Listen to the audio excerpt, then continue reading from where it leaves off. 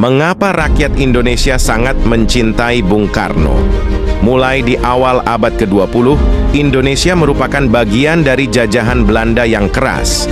Bung Karno atau Soekarno lahir pada tahun 1911 di Jawa Timur.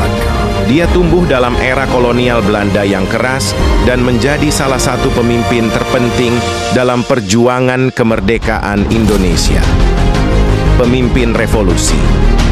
Bung Karno adalah salah satu pemimpin utama dalam perjuangan kemerdekaan Indonesia melawan penjajahan Belanda.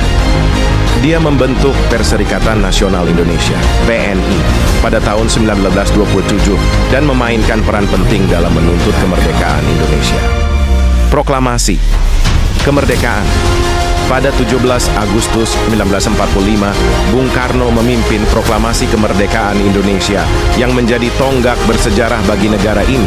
Keberanian dan ketegasannya dalam mengumumkan kemerdekaan menginspirasi banyak orang. Negarawan dan orator, ulung.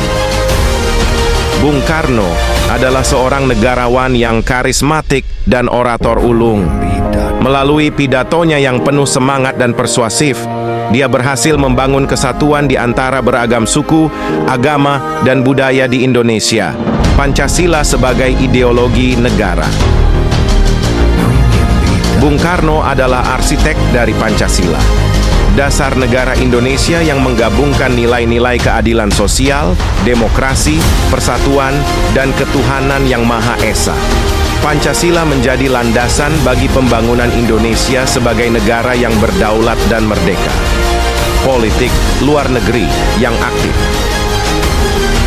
Selama masa kepresidenannya, Bung Karno mengadopsi kebijakan politik luar negeri yang aktif dan bebas. Dia memimpin gerakan non-blok dan mendukung perjuangan bangsa-bangsa di Asia, Afrika, dan Amerika Latin untuk mencapai kemerdekaan dan kemandirian. Pemimpin yang populer. Bung Karno memiliki daya tarik yang besar di kalangan rakyat Indonesia. Keberaniannya dalam menghadapi tantangan dari dalam dan luar negeri, serta visinya untuk Indonesia yang merdeka dan sejahtera, membuatnya dicintai dan dihormati oleh banyak orang.